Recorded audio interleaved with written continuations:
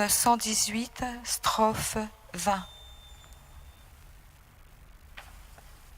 Seigneur, nombreuses sont tes tendresses, délivre-moi par ta parole. Seigneur, nombreuses sont tes tendresses, délivre-moi par ta parole. Vois ma misère, délivre-moi, car je n'oublie pas ta loi. Mais de ma cause défends-moi. En ta promesse vivifie-moi. Il est loin des impies le salut. Il ne cherche pas tes volontés. Nombreuses tes tendresses, Seigneur. En tes jugements vivifie-moi. Nombreux mes persécuteurs, mes oppresseurs. Je n'ai pas fléchi sur ton témoignage. J'ai vu devenir mes cœurs. Ils n'observent pas ta promesse. Moi, si j'aime tes préceptes, en ton amour vivifie-moi. Vérité le principe de ta parole. Pour l'éternité tes jugements.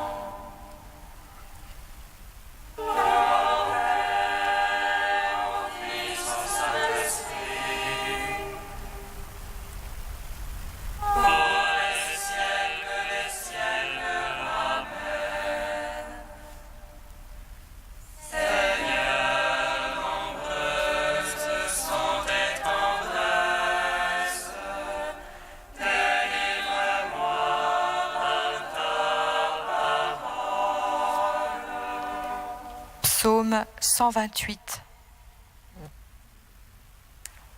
Dieu n'a pas épargné son propre Fils, mais il l'a livré pour nous. Dieu n'a pas épargné son propre Fils, mais il l'a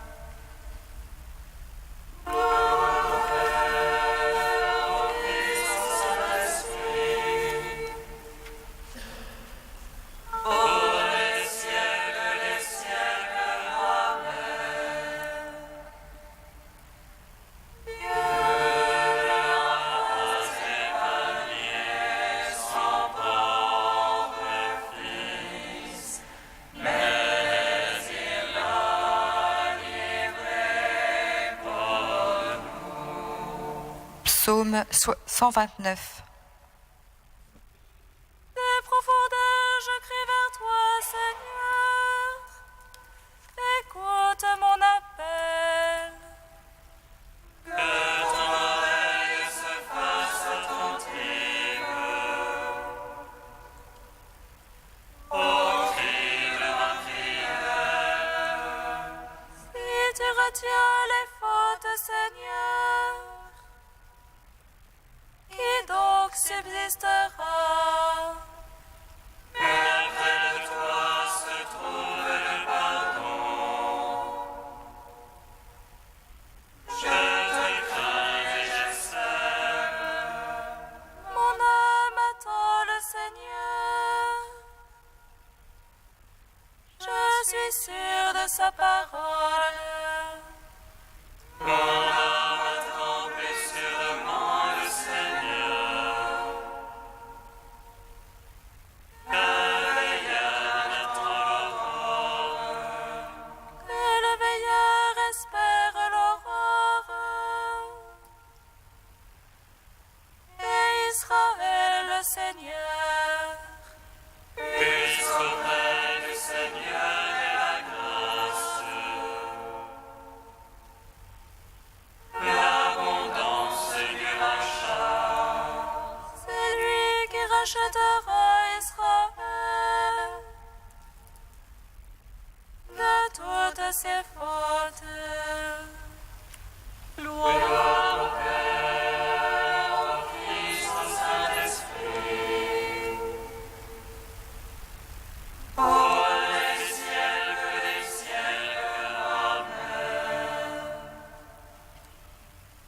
Dieu n'a pas épargné son propre Fils, mais il l'a livré pour nous.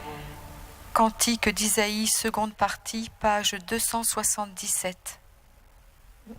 Écoutez les plus lointains ce que je fais, apprenez les plus proches ma force. Assillons, les pécheurs sont dans l'angoisse, un tremblement saisit les impies. Vous qui concevez du foin, vous enfanterez de la paille. Les peuples seront réduits en chaux, et villes coupées brûlées au feu.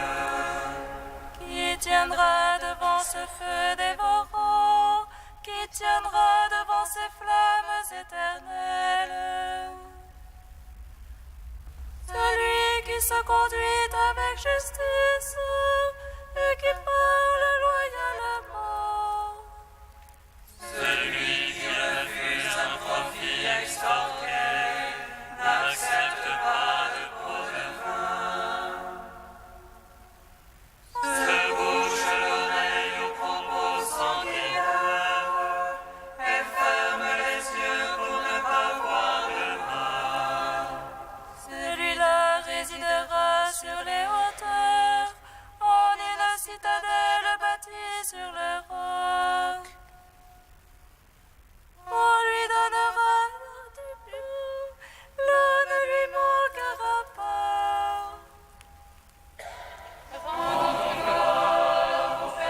Tout-puissant, à son Fils Jésus-Christ le Seigneur. À l'Esprit qui habite en nos cœurs, pour les siècles des siècles. Amen.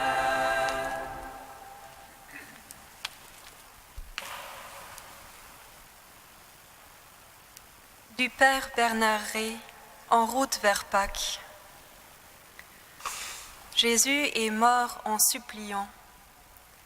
Pourquoi en est-il ainsi, même pour Jésus? Dieu l'aurait-il abandonné? Où donc est Dieu qui ajoute le silence à la nuit? Dieu n'est pas du côté des forts, capable de délivrer Jésus. Il est du côté des victimes. Cloué sur la croix, le Fils de Dieu subit la mort. Sur les routes de Galilée, Jésus avait guéri, refusé l'exclusion, réconcilié des pécheurs. Il avait tellement affronté de souffrances qu'il était devenu solidaire de ceux qu'empoigne le mal. Sur la croix, Jésus révèle encore le visage d'un Dieu qui va au bout de la tendresse, sans se lasser de rejoindre ce qui est perdu. Maintenant, le mal est sur lui. Semblable aux esclaves, il est crucifié entre deux bandits. Il est avec eux, l'un d'entre eux, tandis que les puissants ricanent. Ils voient en lui un maudit de Dieu. Venu sauver les hommes pour qu'ils partagent sa vie en plénitude, le Fils de Dieu a communié au tragique de la condition humaine, là où la vie s'épuise sous les coups de la haine. Il a touché le fond de l'abîme quand il n'y a plus d'espoir, plus de vie. C'est là qu'il descend pour y déposer l'amour du Père qui dévore son cœur. Et c'est alors que se produit l'inattendu. Selon saint Marc, le centurion païen qui présidait à l'exécution accède à la foi et reconnaît en Jésus le Fils de Dieu. Selon Matthieu, la terre s'ouvre comme une mère qui enfante, et les morts se dressent, vivants. Le grain jeté en terre n'est pas resté seul, il a produit du fruit.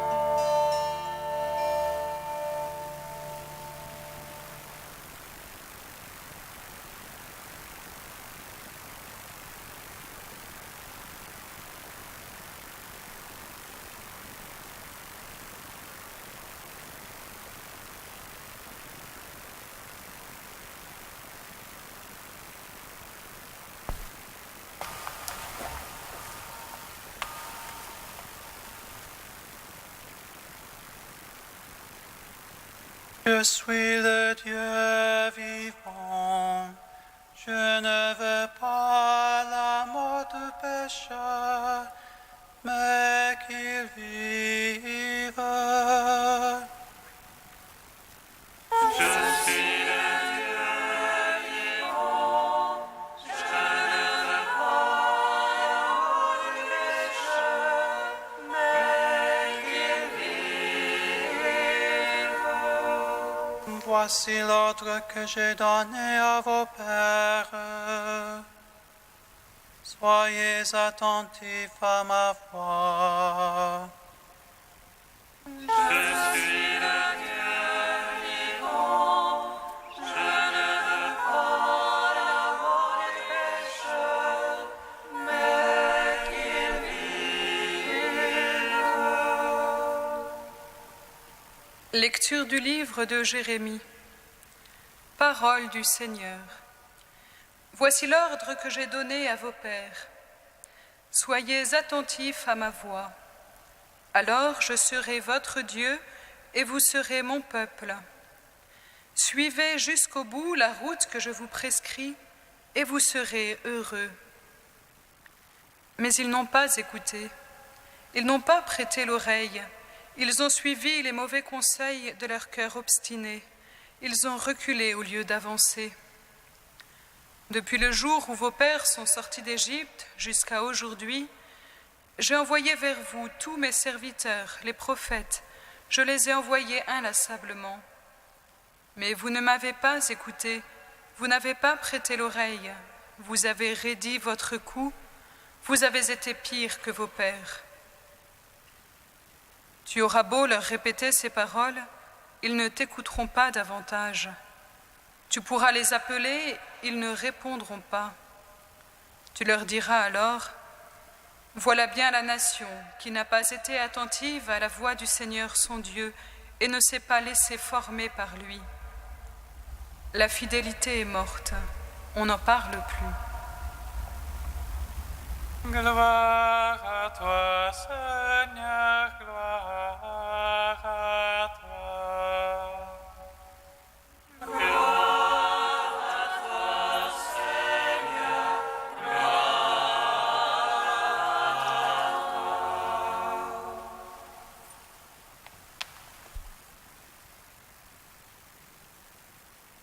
Suivez jusqu'au bout la route que je vous prescris, et vous serez heureux. Être heureux, chercher le bonheur. Depuis toujours, l'homme cherche le bonheur. Le psalmiste lui-même reprendra ce cri qui monte des profondeurs de tout homme. Qui nous fera voir le bonheur? Saint Augustin ajoutera, « L'homme désire être heureux, même quand il vit d'une manière telle qu'il rend le bonheur impossible. » Quelle est donc cette manière de vivre qui rend le bonheur possible? Le Seigneur nous le dit aujourd'hui par la bouche du prophète Jérémie. « Suivez jusqu'au bout la route que je vous prescris, et vous serez heureux. » La réalisation d'une vie pleinement satisfaisante, de cette aspiration au bonheur, dépend en grande partie, nous le sentons bien, de notre agir, qui s'accorde ou se heurte à l'agir des autres. L'homme est profondément un, et nous percevons bien que notre quête d'ordre spirituel, de bonheur, ne peut rester au niveau des grandes idées, mais doit nécessairement s'incarner. Il s'agit alors pour nous de réussir à déterminer cet agir juste qui va nous mener vers le bonheur. C'est là que le Seigneur nous répète qu'à ce sujet, il a quelque chose à nous dire. Si l'Écriture sainte est la base de notre foi, elle est aussi un incontournable point de référence pour notre agir juste, autrement dit pour la morale. À cette conviction s'oppose le fait que du temps de Jérémie comme aujourd'hui, l'homme, instinctivement, refuse les normes, les obligations, les commandements. Un bonheur plein découlerait d'une liberté sans borne, c'est-à-dire du fait de pouvoir agir selon son propre jugement en dehors de toute norme. Le bonheur supposerait donc que rien ne nous soit imposé de l'extérieur. Par conséquent, il s'agirait au mieux de ne pas prêter l'oreille à la voix du Seigneur, au pire de la combattre et de s'y opposer frontalement. Mais cette vision met un voile opaque sur deux points essentiels. Dieu a créé l'homme à son image. L'existence même de l'homme est le don premier et fondamental qu'il a reçu de Dieu. L'ensemble des prescriptions divines en est une conséquence. Elles indiquent à l'homme quelle est la manière adéquate d'accueillir le don de Dieu et de le vivre. Dieu a créé le monde en l'ordonnant, en le mettant en ordre. C'est ce qu'illustre le récit de la création. Sa parole créatrice reste aujourd'hui ordonnatrice. Mais ses préceptes ne sont pas tant des ordres que des repères pour que nous sachions mettre de l'ordre pour pouvoir accueillir la vie, moyennant pour nous la liberté de choisir la vie ou la mort. Deuxième point, Dieu est un Dieu qui libère. Relisons par exemple le livre de l'Exode. Les 10 commandements font suite à la sortie d'Égypte. La grâce de la vie libre retrouvée précède la loi, qui cherche à maintenir cette vie la plus vivante possible. Les paroles de Dieu nous protègent de la désorientation, de l'errance dans nos déserts. Par ces préceptes, Dieu désire libérer l'homme prisonnier. Il cherche à rejoindre l'homme captif pour le défaire de ses liens. Notre Dieu a fait alliance avec l'homme, il est du côté de l'homme. Nous ne pouvons être vraiment libres qu'en Dieu. Ses commandements sont un chemin de liberté. Aujourd'hui, si notre foi est vivante, alors prêtons l'oreille, laissons-nous former par Dieu, laissons-nous libérer. Soyons fidèles et croyons en Dieu. Agissons donc en Dieu à la suite de Jésus, modèle inégalable de parfaite conformité entre les paroles et le vécu, et de conformité à la volonté de Dieu. Et avec Pascal, posons-nous cette question. Si l'homme n'est pas fait pour Dieu, pourquoi n'est-il heureux qu'en Dieu? Si l'homme est fait pour Dieu, pourquoi est-il si contraire à Dieu?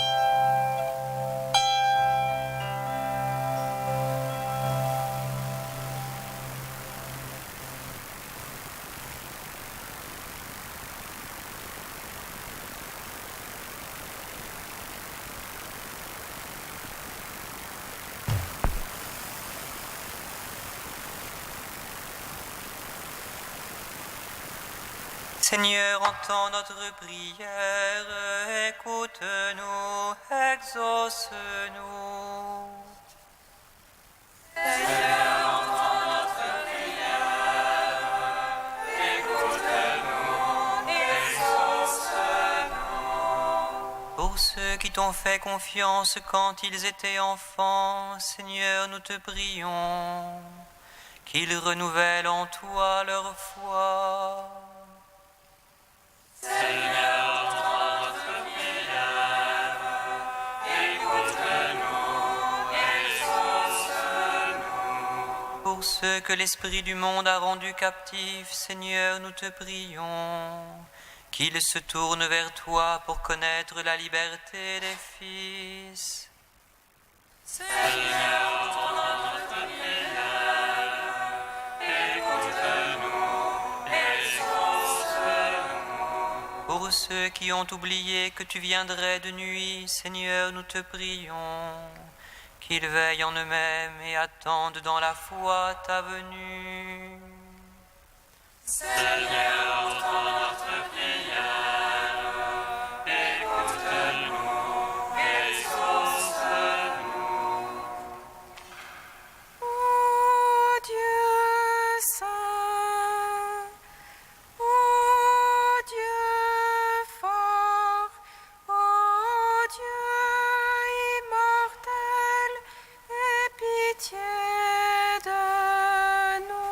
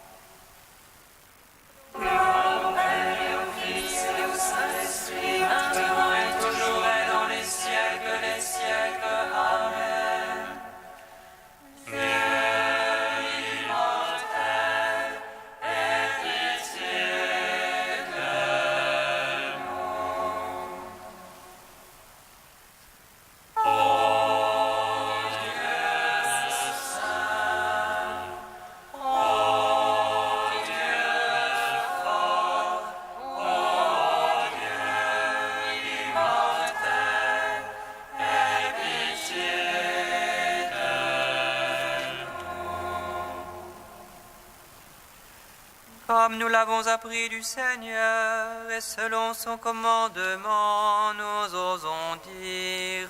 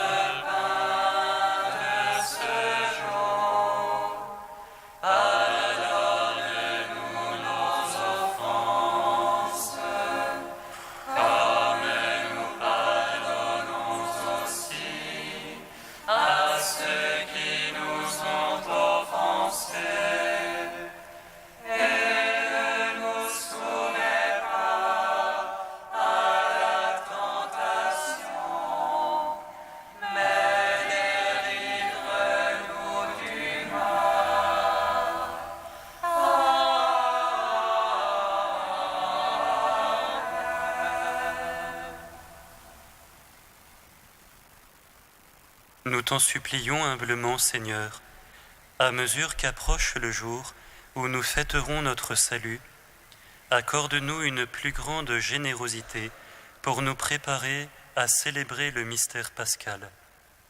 Par Jésus-Christ, ton Fils, notre Seigneur et notre Dieu, qui règne avec toi et le Saint-Esprit, maintenant et pour les siècles des siècles. Amen.